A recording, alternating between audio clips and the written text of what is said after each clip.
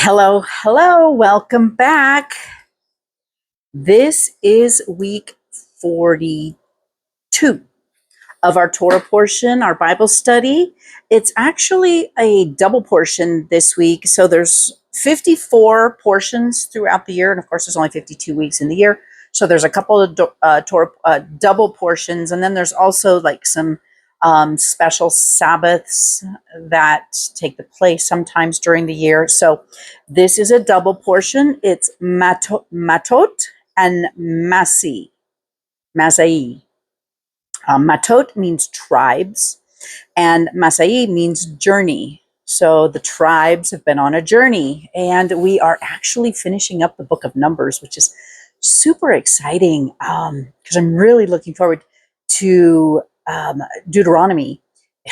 I never in my life would have thought I would be looking forward to reading Deuteronomy, but I mean, Leviticus and Numbers have been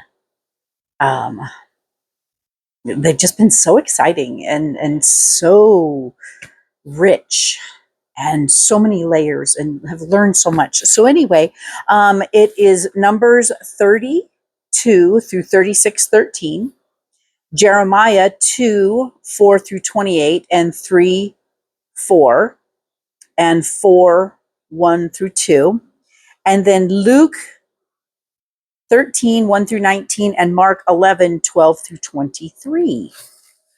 So I'm going to go ahead and read a little bit of, like I did last week, read a little bit of the commentary from A Year Through Torah, a week by week journey for Christians, and kind of set the stage, and then I'll jump into the reading. So it says last week's portion was Pinchas, ended with the instructions regarding daily sacrificial offerings and additional offerings for Shabbat and the festivals of the Hebrew New Year. And this week it's combined with Massei. It says during leap years. So I don't think this is a leap year, but anyway, all of the places that all of my resources all have a double portion. So that's what we're doing here. And it begins with Yahuwah giving instructions regarding the making of vows. Man, this is so important. It's something that, I've really had to examine throughout my life, of vows that I have made, because the vows that we make in ignorance or, in innocence can hold us in bondage. So, kind of look back and see if there's been any, examine your life and see where, even as something as like, something happens, or you made a really bad mistake or something, and you're like, I will never do that again, or I will never, and, you're making a vow there. And so, so this is making vows. Any pledge made by a man in the name of Yahuwah must be fulfilled. A woman's vow, however, can be overturned and annulled by her father or her husband on the day he learns of it. Otherwise, the vow is considered fully obligatory, just as a man's vow. The Parsha begins with Moses spoke to the heads of the tribe of the people of Israel, saying, this is what Yahuwah has commanded. So, well, let's just read. Nedarim, vows. The words we use are important and represent our character. Lying and deception are indicative of unbelief. Making a promise to do something, making a vow, is a especially serious matter, as Mashiach Yeshua taught us in Matthews 5:33 through 37 and 12:36 through 37. Whenever we give our word, we are expected to keep it. This is the principle of Dibur Emet, our responsibility to be honest and truthful in all of our communications.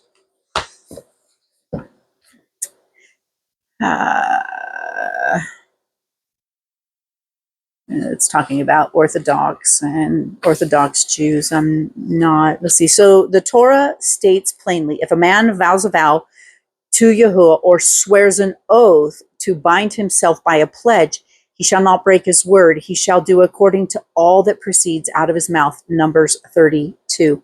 For men, this is straightforward, and the only latter did the sages develop rules for escaping the demand of a promise. So we're going to go ahead and skip all that because, well, I'll read it. Let me see here. Later, did the sages develop rules for escaping the demand of a promise according to such law to walk? A vow may be undone if the promiser goes before a Jewish religious law court. Yeah, not even none of this. I don't subscribe or ascribe or whatever it is. I don't go with Jewish tradition or how to get out of a vow. So, on the other hand, if a father, okay, so if a man answers no, okay, anyway. On the other hand, if a father overhears a child make a promise he does not agree with, he can say, I nullify your promise. The husband of a wife who makes a vow is likewise subject to her husband's approval or lack thereof. In both cases, however, the nullification is valid only until sunset on the day he hears it. If he waits until after sunset, the promise must be kept. Not all vows in Scripture are condemned. For example, Jacob's vow at Bethel to give Yahuwah a tenth of everything he owned if he returned safely to Canaan is not considered foolish, nor is the Nazarite vow regarded as bad as in itself. We must be careful, however, to remember that Yahuwah will call each person into account for the words he or she has spoken. Matthew 12:36 and 37. Vengeance on Midian. So remember, the Midianite Balaam showed Balak and the Midianites how to get Israel to curse themselves by having the Midianite women tempt and engage in fornication with the Israelite men. And so now it's time for vengeance on the Midianites. Yahuwah then commanded Moshe to wage war against the Midianites for their role in plotting the moral destruction of Israel through the evil counsel of Balaam of Beor. Led by Phinehas, a type of Mashiach Yeshua, 12,000 Israelite warriors, 1,000 from each tribe, attacked and killed every male Midianite, including their arch enemy Balaam and the 5 kings of Midian. So Jewish Midrash includes elaborate stories about the tactics of Balaam and how he used his power of uncleanness to fly in the air, etc., to evade capture. But it suffices to understand the plain sense here. Balaam was killed in holy warfare. Some of the stories get pretty wild. So when the victorious Israelites returned to camp, they took Midianite women, children, cattle, and other possessions as spoils of war.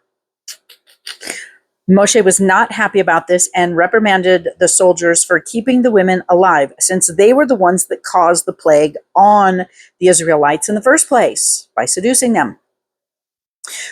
He therefore ordained that the Midianite women and all the Midianite boys be immediately killed. And I know this seems really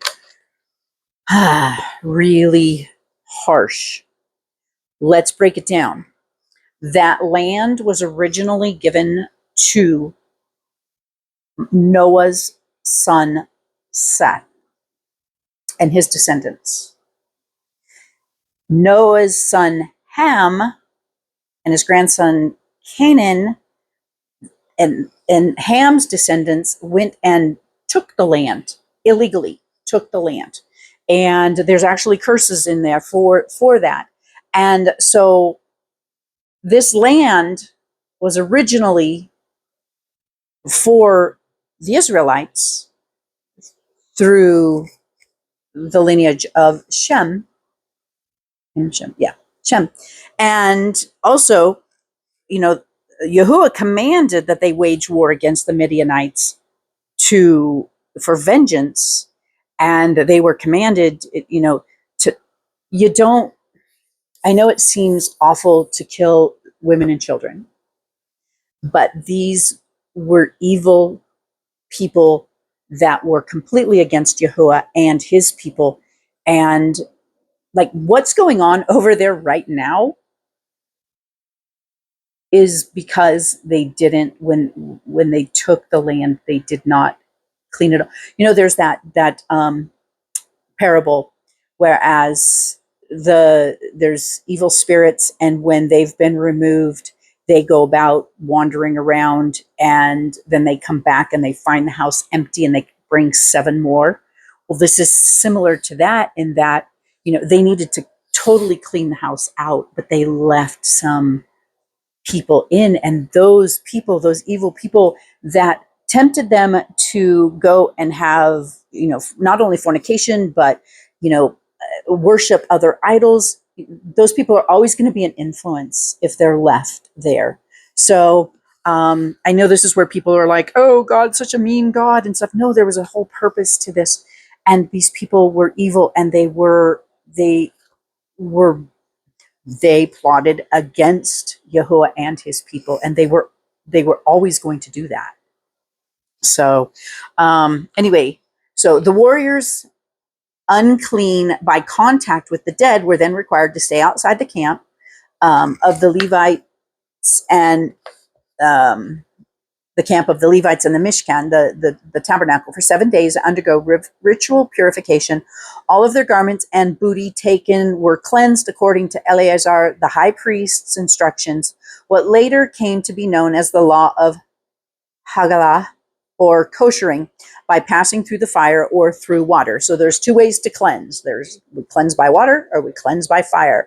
And back with Noah, the earth was cleansed with water, and in times to come, the earth is going to be cleansed with fire. The spoils of war were then divided equally between the warriors on the one hand and entire congregation on the other hand. The soldiers, grateful for the miraculous victory, not a single Israelite was killed, contributed 1/50 of their spoils to the Levites and made an additional free will offering at the Mishkan, at the tabernacle, because the Levites don't go out. They did not participate in the war. They stayed with, tending to the tabernacle, and this is how they are taken care of. Okay, so this is Jewish midrash about the battle. Take it with a grain of salt. According to various midrashim, Baal was a great sorcerer, as Moshe was a tzadik. And the battle with Midian amounted to a power encounter between these 2 wonder workers. I'm not even going to. No. So anyway, Reuben and Gad ask for Gilead. So they're right at the point where they're getting ready to go into the promised land. And the tribes of Reuben and Gad asked permission to settle in the pasture lands of Gilead east of the Jordan, since they had large herds of cattle. At first, Moshe hotly disapproved of their request, since he feared that the other tribes would lose heart if these 2 tribes stayed behind during the conquest of Canaan. However, when the tribal leaders promised that they intended to join the fight while their families remained in Gilead, Moshe finally agreed, but charged Joshua with ensuring that they kept their promise. Otherwise, they would forfeit any claim to settle there. But this was not Yahuwah's perfect plan. So it is noted at the end of the Parsha, and the half-tribe of Manasseh joined the tribes of Reuben and Gad in settling the territories east of the Jordan. Some of the sages believe that Manasseh posed as a servant of Joseph in Egypt, who accused the brothers of stealing the ruler's cup, and this caused the brothers to tear their garments. Because Manasseh caused this, a portion of his inheritance was decreed to be torn in half. Okay. Later on in the book of Joshua, we read how the 2.5 tribes erected an altar on the east side of the Jordan, which nearly caused a civil war among the Israelites. Joshua 22:9. Indeed, because they were separated from their brothers, these 3 tribes were the first ones carried into captivity by Assyria in 740 BC. So that's that. And Massei, okay, In this week's short parsha, the 10th and final book of Numbers, Moshe recounts the various marches of the Israelites from the time of their exodus from Egypt to their incursion into the promised land. It begins. So this is going to be fascinating because, okay, so it was like 2 portions ago, I think was the one that I didn't record. There was like a 38-year gap. I mean, it was like, okay, they just left. They were the first year. And the second year they were, having the Pesach, the Passover, doing all the things. And then all of a sudden it jumped to, Aaron dying and Moshe and Joshua becoming the leader. And there was a 38-year gap in there. So I'm hoping that this, I've been looking forward to reading this to see if it fills in that 38-year gap of what happened. So anyway, so these are the stages of the people of Israel when they went out of the land of Egypt by their companies under the leadership of Moses and Aaron, Numbers 33:1. Recounting the journey, from the time they left Ramses in Egypt until they reached the plains of Moab at the border of the Promised Land, Israel camped at 42 named locations before the sin of the spies. So, and that was like the second year. The first or second year was the sin of the spies. So before the sin of the spies, Israel had camped at 14 locations en route to the land, but was then forced to wander for 38 more years until the original generation that sinned had died off. That leaves 28 more places listed. 8 of these, however, are places Israel camped at during their 40th year in the wilderness after the death of Aaron. So that leaves 20 places that Israel camped at during the period of roughly 38 years, an average of 1 place for every 2 years in the wilderness. During this entire time, Yahuwah showed great faithful love for Israel as the people were fed with manna, given water from the rock that miraculously accompanied them, were unmolested by marauders or wild animals, and were surrounded by the Shekinah presence of Yahuwah Almighty, Elohim, the Almighty Elohim. The borders of Israel, the boundaries of the promised land are then given. Note that the borders of the land do not correspond with the reality of any historical settlement of Israel, so the actual possession of the land by Israel is not yet fulfilled. And it will be. This is something he's really been, the Father's really been speaking to me, is that he's calling his people back and that he promises to bring us back into the land. And I'm ready. Man, I would love it. How exciting. So anyway, so that it's not yet been fulfilled. Certain parts of present day Lebanon and Syria to the north were never possessed nor annexed, even during the reign of Solomon. This is significant because, among other things, it disproves the amillennial view that the church has replaced Israel and that the promise of the land was fulfilled in ancient times.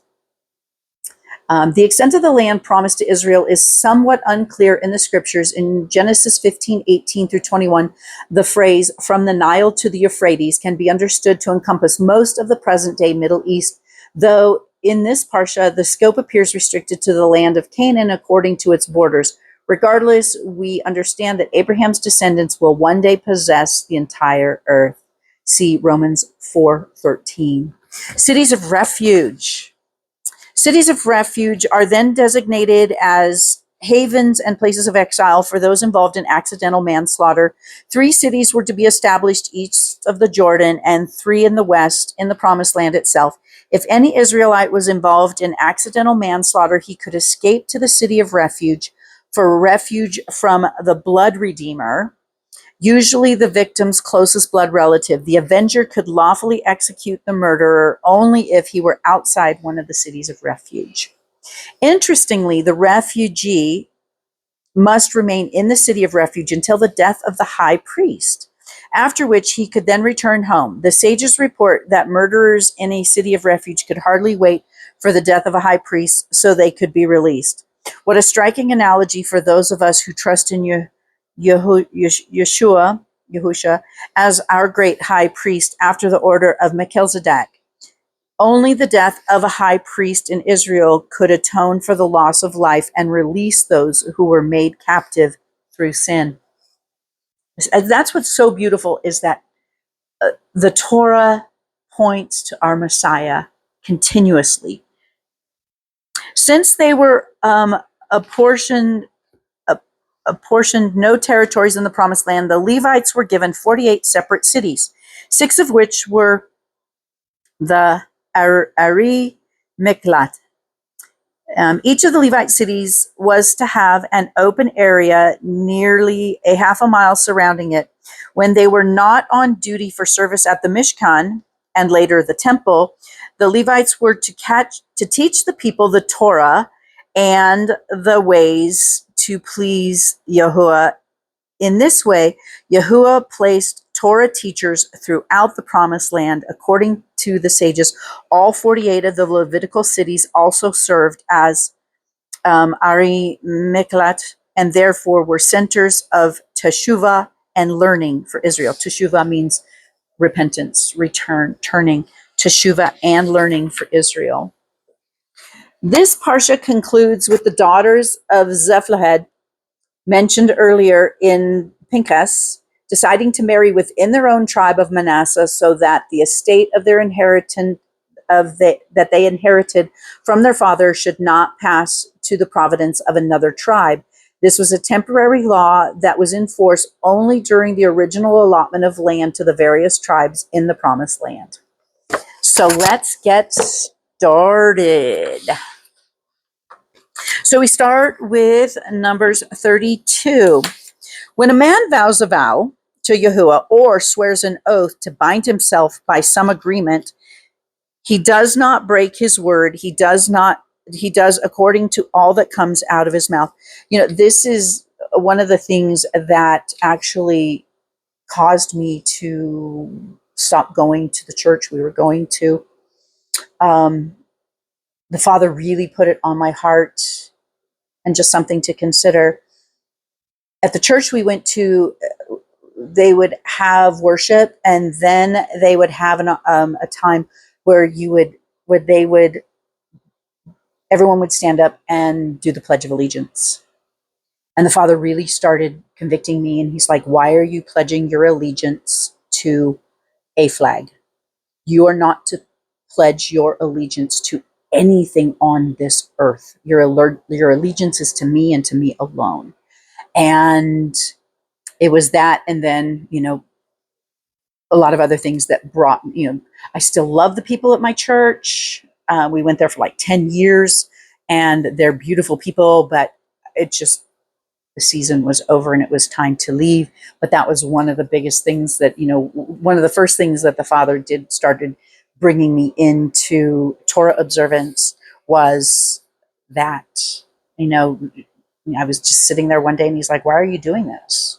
This is not of me. And I was just like, and then it was really awkward when everybody would stand up to do the Pledge of Allegiance, and then I would be sitting there because everyone looked at me like I was a horrible heathen because I wasn't doing the Pledge of Allegiance, but I was following my master. So anyway, when a man vows a vow to Yahuwah or swears an oath to bind himself by some agreement, he does not break his word. He does according to all that comes out of his mouth. Or if a woman vows a vow to Yahuwah and binds herself by some agreement while in her father's house in her youth, and her father hears her vow and the agreement by which she has bound herself, and her father has kept silent towards her, then all her vows shall stand, and every agreement with which she has bound herself stands. But if her father forbids her on the day that he hears, then none of her vow nor her agreements by which she had bound herself stand, and Yahuwah pardons her because her father has forbidden her. But if she at all belongs to a husband while bound by her vow, or by a rash utterance from her lips by which she bound herself, and her husband hears it, and he has kept silent towards her on the day that he hears it, then her vow shall stand, and her agreements by which she bounds herself do stand. But if her husband forbids her on that day that he hears it, then he has nullified her vow which she vowed, and the rash utterance of her lips by which she bound herself, and Yahuwah pardons her. But any vow of a widow or a divorced woman by which she has bound herself stand against her. And if she vowed in her husband's house or bound herself by an agreement with an oath, and her husband heard it and has kept silent towards her and did not forbid her, then all her vows stand, and every agreement by which she bound herself stands. But if her husband clearly nullified them on the day he heard them, then whatever came from her lips concerning her vows or concerning the agreement binding her, it does not stand, but her husband has nullified them, and Yahuwah pardons her. Every vow and every binding oath to afflict her being, let her husband confirm it, or let her husband nullify it. But if her husband is altogether silent at her from day to day, then he confirms all her vows and all the agreements that bind her, and he confirms them because he kept silent towards her on the day that he heard. But if he nullifies them after he has heard them, he shall bear her crookedness. These are the laws which Yahuwah commands Moshe between a man and his wife, and between a father and his daughter in her youth of her father, in her father's house. 31. And Yahuwah spoke to Moshe, saying, take vengeance for the children of Israel on the Midianites. After that, you are to be gathered to your people. So it's like you guys are going to handle the situation, and then you're going to go rest with your ancestors. You know, this was something really interesting that came up, and I know that this is something that we're taught in the Christian church, is that you die and you go to heaven. And I mean, everyone's like, someone close to you passes away, and it's like, oh, there's another angel in heaven. That's not biblical. Oh, they're going to heaven. Oh, they're going to go be with so and so, someone else who passed away in heaven. It's not biblical. Throughout the Bible, it says that we rest, we go to sleep until the word resurrection.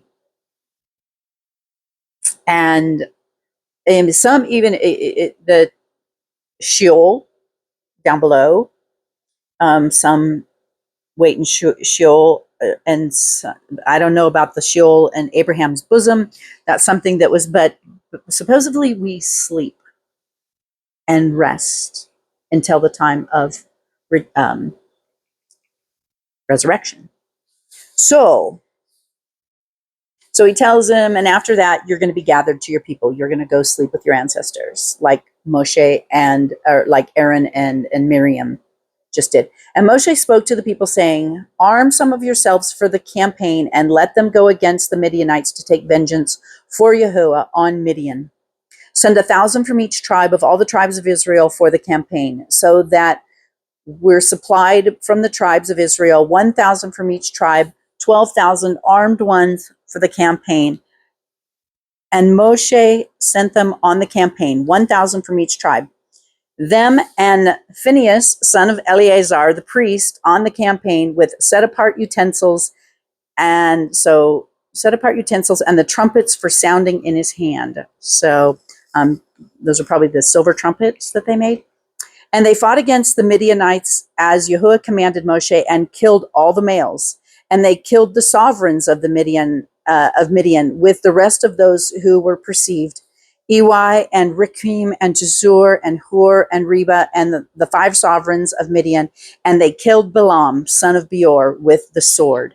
And the sons of Israel took all the women of Midian captive with their little ones, and took as spoil all their livestock and all their possessions. And they burned with fire all the cities where they dwelt, and all their settlements. And they took all the spoil and all the booty, both of men and beast.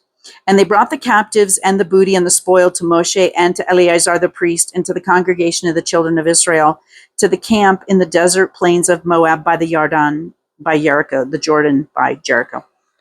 And Moshe and Eleazar the priest and all the leaders of the congregation went to meet them outside the camp. But Moshe was wroth with the officers of the army, with the commanders of thousands and the commanders of hundreds who had come from the campaign. And Moshe said to them, have you kept all the women alive? Look, they are the ones who caused the children of Israel through the word of Balaam to trespass against Yahuwah in the matter of Peor. And there was a plague amongst the congregation of Yahuwah. Now kill every male among the little ones, and every woman who has known a man by lying with a man, you shall kill. So basically, only the virgin girls were kept alive. But keep alive for yourself all the female children who have not known a man by lying with a man. And you camp outside the camp 7 days. Whoever has killed any being and whoever touched any slain, cleanse yourself and your captives on the 3rd day and on the 7th day, and cleanse every garment and every object of leather and all the work of goat's hair and every object of wood. And Eleazar the priest said to the men of the campaign who went to the battle, this is the law of the Torah which Yahuwah commanded Moshe. Only the gold and the silver, the bronze and the iron, the tin and the lead, every object that passes through fire, the bronze passes through fire, you put through the fire, and it shall be clean. Only let it be cleansed with the water. Let it be cleansed with the water for uncleanness, and whatever does not pass through the fire, you pass through water. Pass through fire, you pass through water. And you shall wash your garments on the 7th day and be clean, and afterwards come into the camp. And Yahuwah spoke to Moshe, saying, count up the plunder that was taken of a man and of beast, and Eleazar the priest and the heads of the fathers of the congregation, and you shall divide the plunder into 2 parts, between those who took part in the battle, who went out on the campaign, and all the congregation, and set aside a levy for Yahuwah on the men of battle who went out on the campaign, 1 out of every 500 of men, and 1 of the cattle and of the donkey and of the sheep. Take it from their half and give it to Eleazar the priest as a contribution to Yahuwah. And from the children of Israel's half, you shall take 1 of every 50 of man and of cattle and of donkey and of sheep and all the livestock, and give them to the Levites guarding the duty of the dwelling place of Yahuwah. And Moshe and Eleazar the priest did as Yahuwah commanded Moshe. And the booty remaining from the plunder which the people of the campaign had taken was 675,000 sheep, and 72,000 cattle, and 61,000 donkeys, and 32,000 human beings in all, of women who had not known a man lying. So 32,000 women, virgins. So there was only 12,000. Think about how many, 32,000 virgins left. And the half of the portion of those who went out on the campaign was in number 337,500 sheep. And the levy unto Yahuwah of the sheep was 675. And the cattle were 36,000, of which the levy unto Yahuwah was 72. And the donkeys were 30,500, which the levy unto Yahuwah was 61. And the human beings were 16,000, and of which the levy unto Yahuwah was 32 beings. So Moshe gave the levy, which was the contribution unto Yahuwah, to Eleazar the priest, and as Yahuwah commanded Moshe. And from the children of Israel's half was which Moshe divided from the men who campaigned. Now the half belonging to the congregation was 337,500 sheep, 36,000 cattle, and 30,500 donkeys, and 16,000 human beings. Then Moshe took from the children of Israel's half, 1 out of every 50 drawn from the man and beast, and gave them to the Levites who guarded the duty of the dwelling place of Yahuwah, as Yahuwah commanded Moshe. And the officers who were over thousands of campaigns, and the commanders of thousands and the commanders of hundreds, came near to Moshe, and they said to Moshe, your servants have taken account of the fighting men under our command, and not a man of us is missing. So how many did they kill, and not one of them was killed? That's Yahuwah. He gave them the victory, and not one was killed. So we have brought an offering for Yahuwah, what every man found of ornaments of gold, armlets and bracelets, and signet rings and earrings and necklaces, to make atonement for ourselves before Yahuwah. And Moshe and Eleazar the priest received the gold from them, all the fashioned ornaments, and all the gold of the offering that they presented to Yahuwah. From the commanders of thousands and the commanders of hundreds was 16,750 shekels. The men of the campaign had taken spoil every man for himself, and Moshe and Eleazar the priest received the gold from the commanders of thousands and of hundreds and brought it into the tent of appointment as remembrance for the children of Israel before Yahuwah. 32. And the children of Reuben and the children of Gad had much livestock and a large number, and they saw the land of Yazar and the land of Gilead, and saw that the place was a place for livestock. So the children of Gad and the children of Reuben came and spoke to Moshe and to Eleazar the priest and to the leaders of the congregation, saying, Atroth and Dibon and Izar and Nimah and Heshbon and Elach and Seban and Nebo and Beon, the land which Yahuwah has stricken before the congregation of Israel, is land for livestock, and your servants have livestock. So what I said earlier about the land being given to Shem.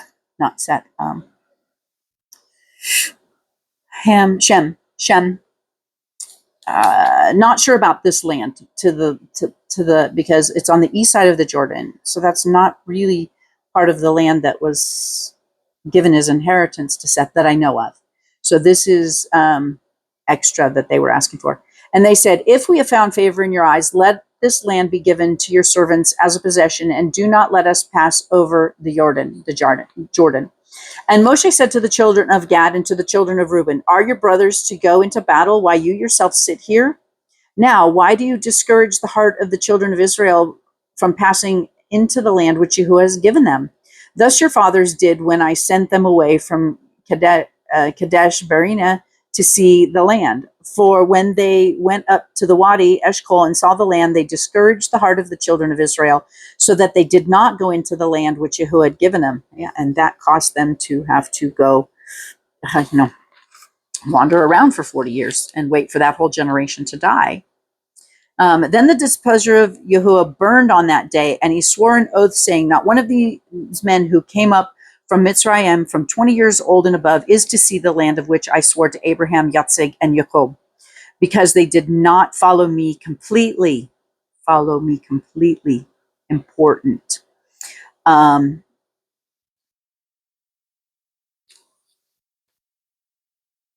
Except Caleb, son of Jephunneh, the Kenizzite, and Yehoshua, son of Nun, for they followed Yahuwah completely. So the displeasure of Yahuwah burned against Israel, and he made them wander in the wilderness for 40 years until all the generations that had done evil in the eyes of Yahuwah was destroyed. And see, you have risen in your father's place, an increase of men, sinners, to add still more the burning displeasure of Yahuwah against Israel. And if you turn away from following him, you shall once again leave them in the wilderness, and you shall destroy all these people. Then they came near to him and said, let us build sheep enclosures here for our livestock, and cities for our little ones, and let us ourselves be armed, hastening before the children of Israel until we have brought them into their place. And our little ones shall dwell in the walled cities because of the inhabitants of the land, and we shall not return to our homes until every one of the children of Israel has received his inheritance. For we shall not inherit with them on the other side of the Jordan and beyond, because our inheritance has fallen to us on the eastern side of the Jordan. And Moshe said to them, if you make this promise, if you arm yourselves before Yahuwah for battle, and all your armed ones pass over the Jordan before Yahuwah until he has driven out his enemies before him, and the land has been subdued before Yahuwah, then afterwards you shall return and be guiltless before Yahuwah and before Israel, and this land shall be your possession before Yahuwah. But if you do not do so, then see, you shall sin against Yahuwah, and know your sin is going to find you out. Build cities for your little ones and enclosures for your sheep, and do what you have promised. And the children of Gad and the children of Reuben spoke to Moshe, saying, your servants are going to do as my master commands. Our little ones, our wives, our flocks, and all of our livestock are going to be there in the cities of Gilead. But your servants are passing over every armed one in the army before Yahuwah to battle, as your master says. And Moshe gave command concerning them to Eleazar the priest, to Yehoshua son of Nun, and to the heads of the fathers of the tribes of the children of Israel. And Moshe said to them, if the children of Gad and the children of Reuben pass over the Yarden with you, every man armed for battle before Yahuwah, and the land has been subdued before then, you shall give them the land of Gilead as a possession. But if you do not pass over armed with you, if they do not pass over armed with you, they shall have possessions among you in the land of Canaan. Then the children of Gad and the children of Reuben answered, saying, as Yahuwah has said to your servant, so we do. We ourselves are passing over armed before Yahuwah into the land of Canaan, but the possession of our inheritance remains with us beyond the Jordan. So Moshe gave to the children of Gad and the children of Reuben and to the half tribe of Manasseh, son of Joseph, the reign of Sihon, sovereign of the Amorites, and the reign of Og, sovereign of Bashan, and the land with its cities within the borders of the cities of the land round about. And the children of Gad built Dibon and Atroth and Ur and Athroth, Shaphan and Yazur and Beth Nimah and Beth Haran, walled cities and enclosures for sheep. That couldn't have happened really quick. I wonder how long it took them to build all that up. And the children of Reuben built Heshbon and Elah and Kirathiyama and Nebo and Baal Meon, the names being changed, and Shibath, and they gave other names to the cities which they built. And the sons of Machar, sons of Manasseh, went to Gilead and took it and dispossessed the Amorites who were in it. So Moshe gave Gilead to Machar, son of Manasseh, and he dwelt in it. And Yair, son of Manasseh, went and took in small towns and called them Hawa Yair. And Nobah went and took Kenath and its villages, and he called it Nobath after his own name. And now this is 33, and this starts Massei, the second part of the double portion. These are the departures of the children of Israel who went out of the land of Mitzrayim by their divisions under the hand of Moshe and Aaron. And Moshe wrote down the starting points of their departure at the mouth of Yahuwah, and these are their departures according to their starting points. So they departed from Ramses. So here's where the journey. So they departed from Ramses. So in the first new moon, on the 15th day of the first new moon, on the morrow of the Pesach, the children of Israel went out with boldness before the eyes of all the Mitzrayites out of Mitzrayim, Egypt. And the Mitzrayites were burying all of their firstborn, whom Yahuwah had stricken among them. Also on their mighty ones, Yahuwah had executed judgments. Then the children of Israel departed from Ramses and camped in Sukkot. And they departed from Sukkot and camped in Etham, which was on the edge of the wilderness. And they departed from Etham and turned back, to Pi Hathori, which is east of Baal Tishon, and they encamped near Migdol. And they departed from before Hithroth and passed over through the midst of the sea into the wilderness, and went 3 days' journey into the wilderness of Etham and camped at Marah.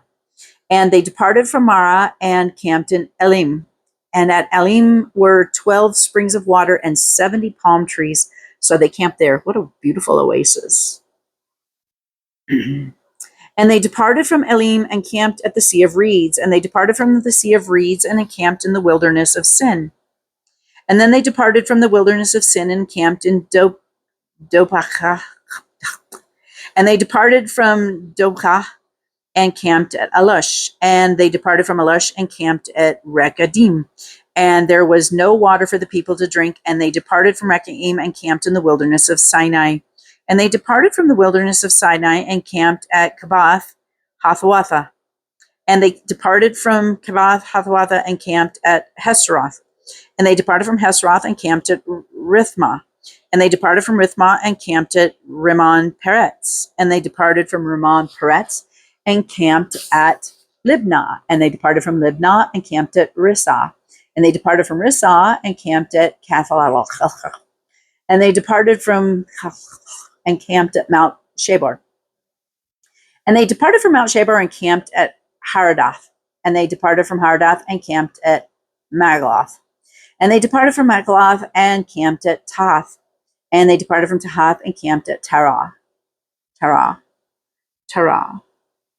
Abraham's father, Terah.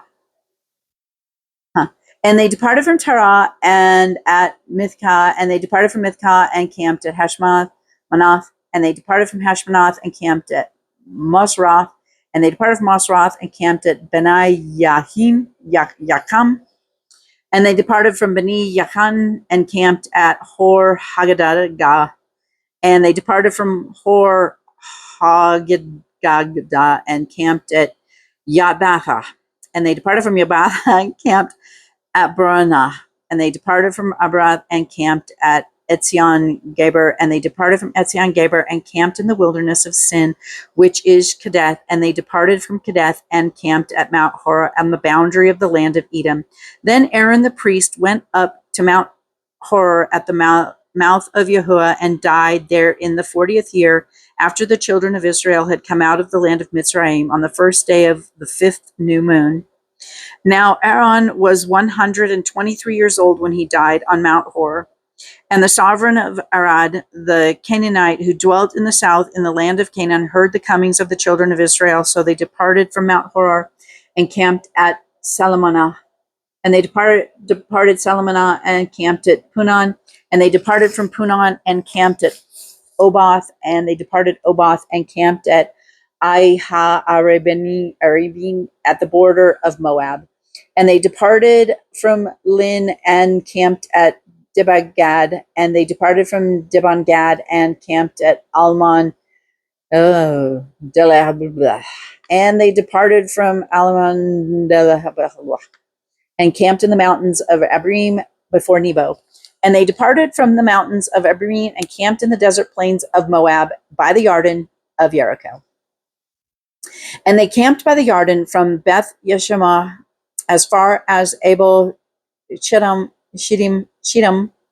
in the desert plains of Moab. And Yahuwah spoke to Moshe in the desert plains of Moab by the Yarden of Jericho, saying, speak to the children of Israel and say to them, when you have passed over the Yarden into the land of Canaan, then you shall drive out all of the inhabitants of the land from before you, and shall destroy all of their engraven stones, and shall destroy all of their molded images, and lay waste all of their high places. So get rid of their pagan idols. And you shall possess the land and dwell in it, for I have given the land to you to possess. And you shall divide the land by lot as an inheritance among your clan. To the larger you give larger inheritance, to the smaller you give smaller inheritance. Whenever the lot falls to anyone, that is his. Your inheritance, you inherit according to the tribes of your fathers. And if you do not drive out the inhabitants of the land from before you, then it shall be to those whom you let remain, shall be pricks in your eyes and thorns in your sides, and they shall trouble you in the land where you dwell. And that's what's still going on today, because they didn't complete their mission. And it shall be that I do to you as I thought to do to them. 34. And Yahuwah spoke to Moshe, saying, command the children of Israel and say to them, when you come into the land of Canaan, this is the land which falls to you as an inheritance of the land of Canaan to its boundaries. Then your southern border shall be from the wilderness of Sin along the borders of Edom to the southern border shall be eastward from the end of the salt sea. Then your border shall turn from the southern side of the ascent of Akrabim, continue to Sin, and then be on the south of Kadesh Barnea. And it shall go on to Hashtar Adar and continue to Atzmon. The border shall turn from Atzmon at the Wadi of Mitzrayim, and it shall end at the sea. As for the western border, you shall have the great sea for the border. This is your western border. And this is your northern border. From the great sea, you mark out your border line to Mount Hor. From Mount Hor, you mark out the border to the entrance of Hamath, and to the edge of the border you shall be towards Sedad. And the border shall possess to Ziphron, and it shall end at Hatzor Inah. This is your northern border. And you shall mark out your eastern border from Hatzor Inan to Shephan. And the border shall go down from Shaphan to Riblah on the east side of Ayin, and the border shall go down and reach to the eastern side of the Sea of Kinnereth. And the border shall go along the Jordan, and it shall end at the Salt Sea, and this is your land with its surrounding boundaries. And Moshe commanded the children of Israel, saying, This is the land which you inherited by lot, which Yahuwah has commanded to give to the 9 tribes and to the half tribe. For the tribe of the children of Reuben, according to the house of their fathers, and the tribe of the children of Gad, according to the house of their fathers, have received their inheritance, and the half tribe of Manasseh has received their inheritance. The 2 tribes of the half tribe have received their inheritance beyond the Jordan of the Jericho, eastward towards the sunrise. And Yahuwah spoke to Moshe, saying, These are the names of the men who divided the land among you as an inheritance: Eleazar the priest, and Yehoshua son of Nun. And take 1 leader of every tribe to divide the land for your inheritance. And these are the names of the men from the tribes: Yehuda, Caleb son of Yefuneh. And from the tribe of the children of Shimeon, Shemuel, son of Ammihud. From the tribe of Benjamin, Eliad, son of Kislon. Of the leader of the tribe of the children of Dan, Buki, son of Yogli. From the sons of Joseph, the leaders of the tribe of the children of Manasseh, Hanuel, son of Ephod. And the leaders of the tribe of the sons of Ephraim, Kemuel, sons of Shiftan. And the leaders from the tribe of the children of Zebulun, Eliasan, son of Parnach. And the leaders of the tribe of the children of Issachar, Pelatel, son of Azan. And the leaders of the tribe of the children of Asher, Eliad, son of Shalamani. And leaders from the tribe of the children of Naphtali, Padiel, son of Amidah. And these are the ones Yahuwah commanded to divide the inheritance among the children of Israel in the land of Canaan. 35. We're probably going to go long. I probably won't do the half Torah and stuff because it is, because we still have 2 more chapters. So, and Yahuwah spoke to Moshe in the desert plains of Moab by the Jordan of Jericho, saying, Command the children of Israel that they shall give the Levites cities to dwell in from the inheritance of their possessions. Also give the Levites open land around the cities, and they shall have the cities to dwell in, and their open land for their cattle and for their herds and for all their livestock. And the open land of the cities which you give the Levites from the wall of the city outward, 1,000 cubits all around. And you shall measure outside the city on the east side 2,000 cubits, and on the south side 2,000 cubits, and on the west side 2,000 cubits, and on the north side 2,000 cubits.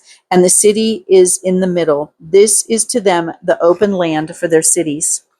And the cities which you give to the Levites are the 6 cities of refuge, which you give to the manslayer to flee to, and to these you add 42 cities. All the cities which you give to Levites are 48, these with their open land, and the cities which you give to them for their possession of the children of Israel, from the larger tribe you give many, from the smaller you give few. Each one gives some of the cities to the Levites in proportion to the inheritance that each inherits. And Yahuwah spoke to Moshe, saying, Speak to the children of Israel, and say to them, When you pass over the Jordan into the land of Canaan, then you shall choose cities to be cities of refuge for you, that the manslayer who struck someone mistakenly shall flee there.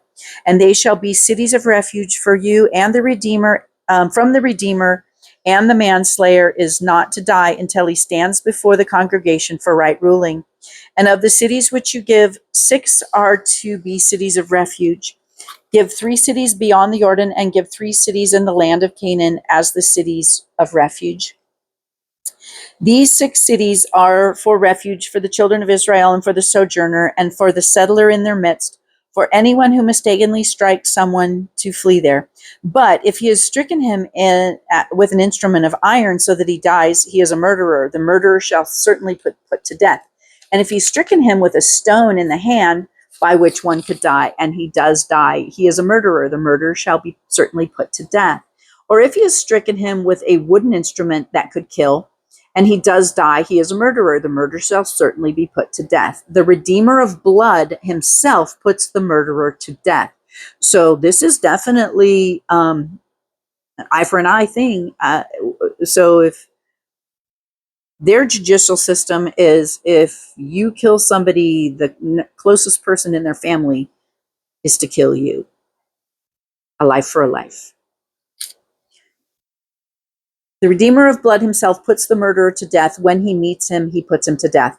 And if he thrusts him through in hatred or throws an object at him while lying in wait so that he dies, or in an enmity he strikes him with his hand so that he dies, the one who struck him shall certainly be put to death, for he is a murderer. The Redeemer of blood puts the murderer to death when he meets him.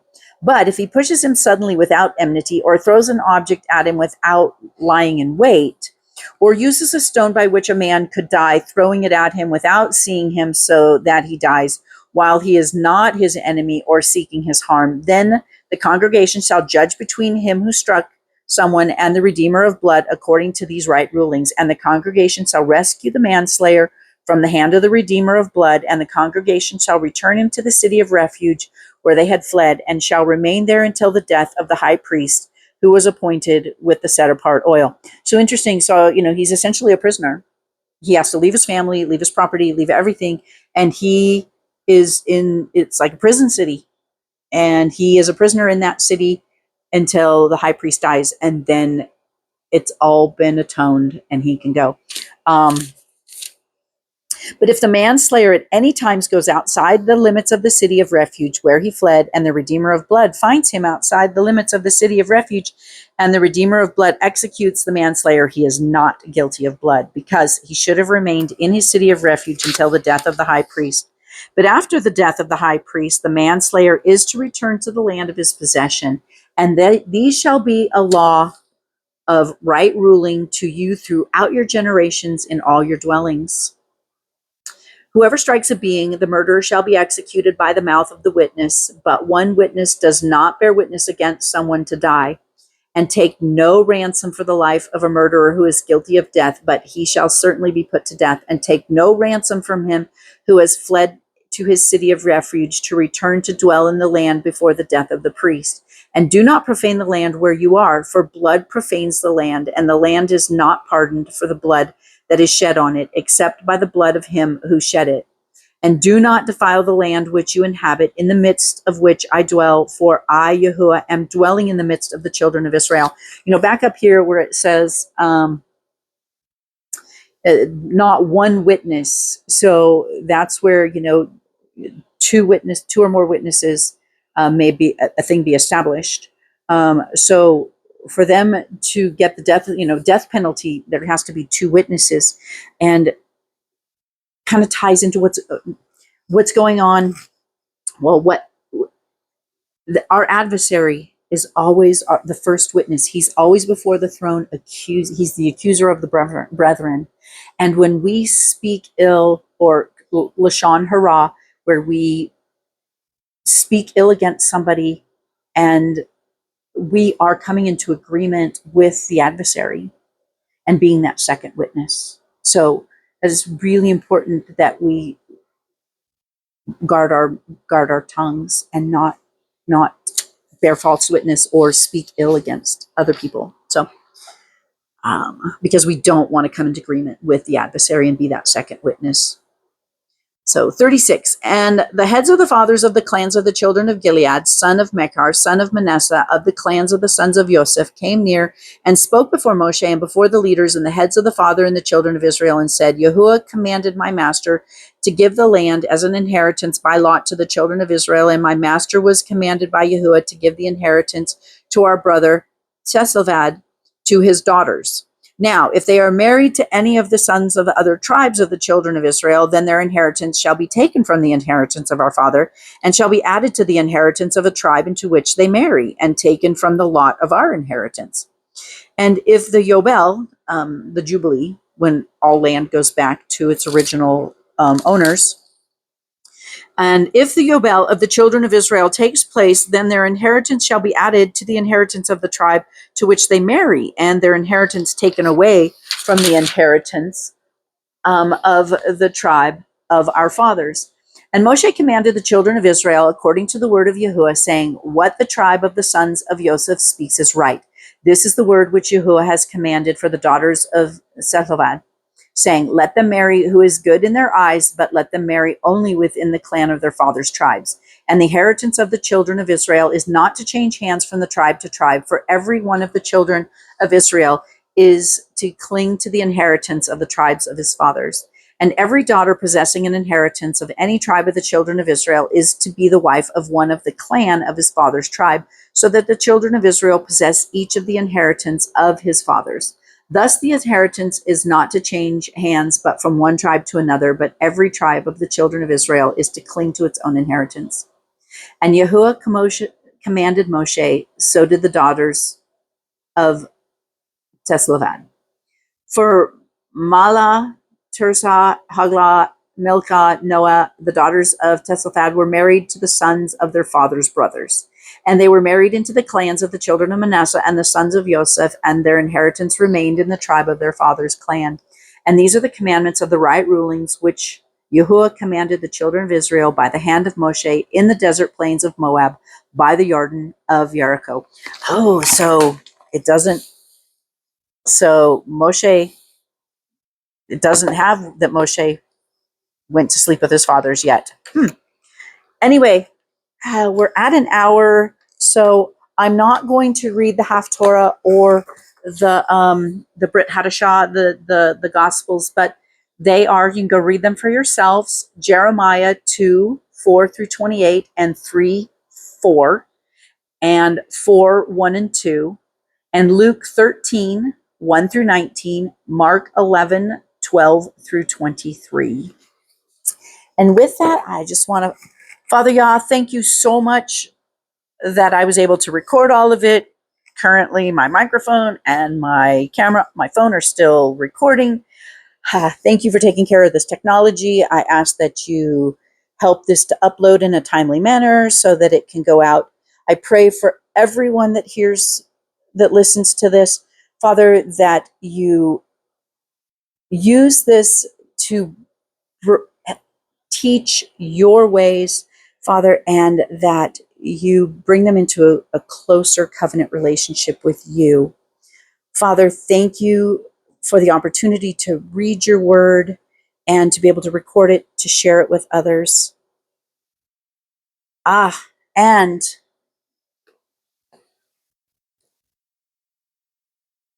I'll say amen there. And then a tradition, and I think it's kind of cool, is when you finish a book in the Torah, you say, and I don't know how to say it, Hazach, Hazach, Ventihazach, maybe.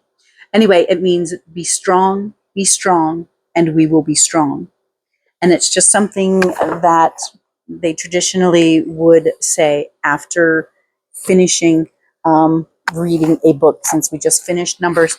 And then also, and this is something really cool I just learned, that they would say, I think it's Hazach, Yubarach. I don't know how to speak, but it means be strong and blessed. And that is actually something that they say after the reading of every Torah portion. So be strong and blessed. And I'll see you next week. Y'all willing. Bye.